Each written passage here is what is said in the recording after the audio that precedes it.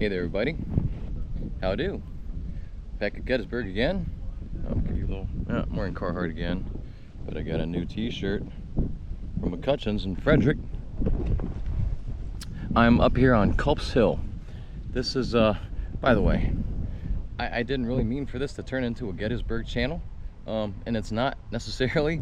We're going to be doing some other stuff this summer, I think, and I'm going to be really, I've said this before, trying to give the car a break and put less miles on it. So I'll be heading to Mountain Airy quite a bit more, Frederick, maybe show you some more of Old Ellicott City and Sykesville and places closer to home. But for now, it's one more trip, and so today I'm at Culp's Hill. This is it's kind of off the beaten path. It's not near the the central part of the battlefield, you know, which is kind of more or less generally known as Cemetery Ridge. You know, also includes you know, Devil's Den, where I was at recently, and probably posted those videos, and some other battlefield sites. You know, Pickett's Charge, off in the fields, close to the where is now the McDonald's. But anyways, this was a very pitched battle and a very important battle. It was one of the first big battles of the war. It wasn't the first shots fired. Of course, the first shots fired were to the north of town, in a little skirmish where the first shot marker now sits, to place that in history. And of course, the Confederates chased the Union through the town and sent them packing into the middle of what is now the battlefield park. The man you see represented behind me here is George Sears Green. He was leading the Union charge, and they did an insanely impressive job. This battle stands in kind of almost diametric contrast to Devil's Den, which hopefully I have already posted. Because Devil's Den, they had approximately 4,000 Confederates. No, I'm sorry. Yeah, charging about 3,000 Union troops up a hill. And in that instance, on the what would be the Union's left flank, the Confederates took the hill. On this Culp's Hill, which is the right part of the Union flank, the Confederates greatly outnumbered the Union troops. The Confederates, I'm not going to get the exact numbers right. I think it was 4,100 perhaps to the Union's 1,700. I think I've got that about right.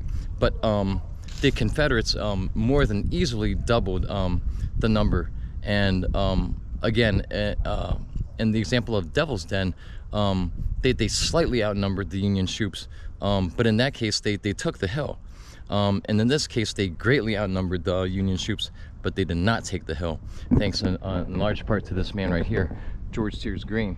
So leading the charge for the Confederates was Richard Ewell, who you know, has a lot of stature in the Civil War, and this was one of his battles, one of his unsuccessful battles. And let me see, there was a minor general, oh dear, George, nicknamed Maryland, George Maryland Stewart, and for a brief time, George Maryland Stewart actually broke the line to, I think, the furthermost right part of the flank, which would I guess generally be in the direction we're looking at now, or to the north and east of the hill, I believe, if I'm getting that right. Again, I am not the battlefield expert. I've said it before and I'll say it again. But it was a very intense battle, and a very significant battle. There were much like Devil's Den, there were multiple charges, and each time the oh, I need some light. Each time the Confederates got pushed back, in large part due to the Union getting here just beforehand, establishing a foothold on the hill, because they knew it would be important. They knew it would be an important site, and they I forget the man under Greene, who was kind of in charge of setting up the defenses, but they put up some very, very impressive breastworks, felled a lot of trees. Now these, you know, as you can see, have been laid here recently, of course, by the Park Service, I'm sure, right? But they kind of represent, and they would have been in bigger stacks, but they kind of represent the defenses that the Union set up. So they had lots of felled trees stacked up on top of each other. They had dug some breastworks in, and it was a very, very impressive defensive position. And thus, the I think, you know, about 1,700 or so Union troops actually held this hill.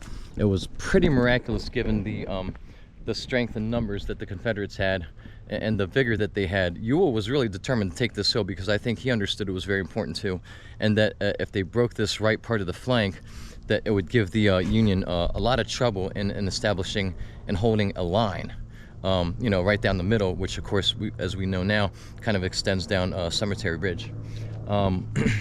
So it was very, very impressive, very, very pitched. Like I said, there were multiple charges by the Confederates, at least 3 major charges, and you know, a lot of skirmishing. The battle lasted well into the evening, and at that point the Union was looking to be largely in trouble, but they luckily in the nick of time they got reinforced.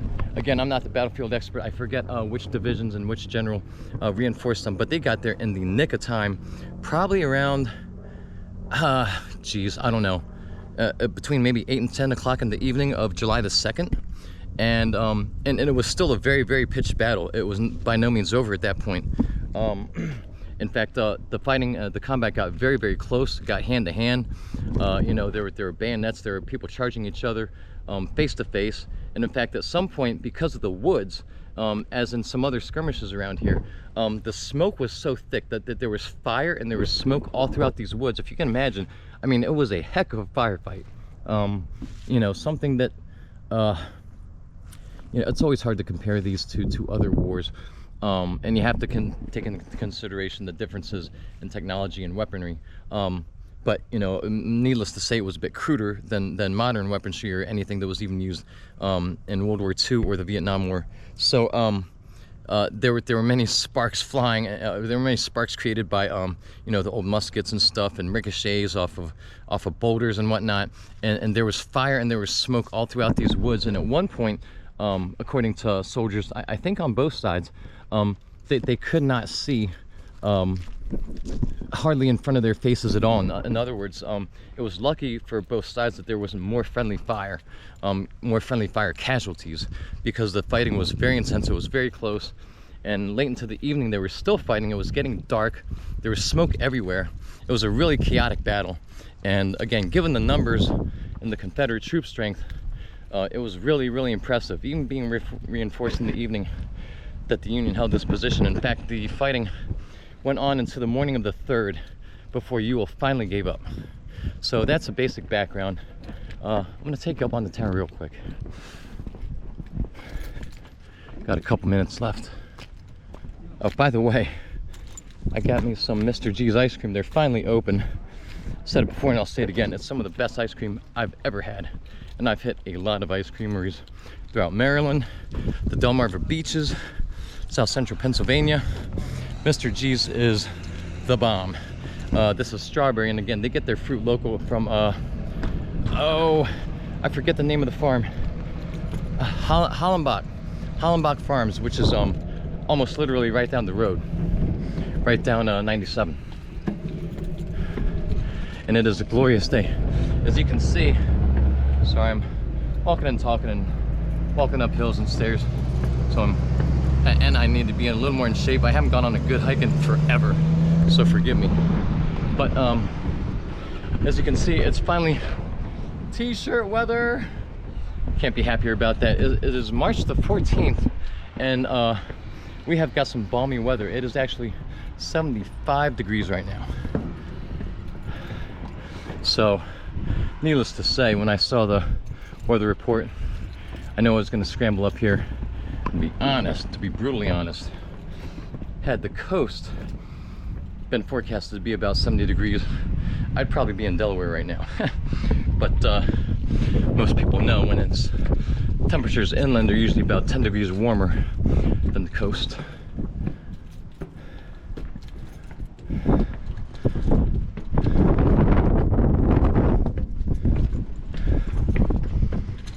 not even winded. I'm getting there. I need a good hike. I'm out of shape. Getting there. All right. This is a great view. See my car down there.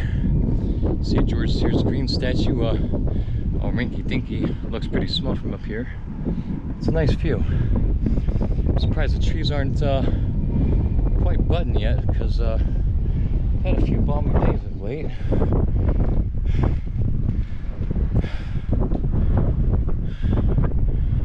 Conclusion at the crossroads.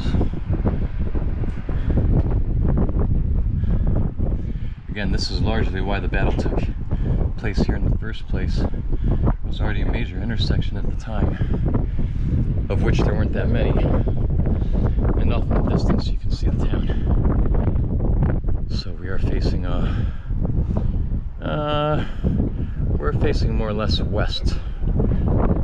Mostly west. Great view. Wish I could zoom for you. Ooh, I'm at 11 minutes, so I'm gonna sign off. Just wanted to give you a view from up here. Lovely day, sparkling. Can't get enough of this. So I'm out of here. Until next one, guys.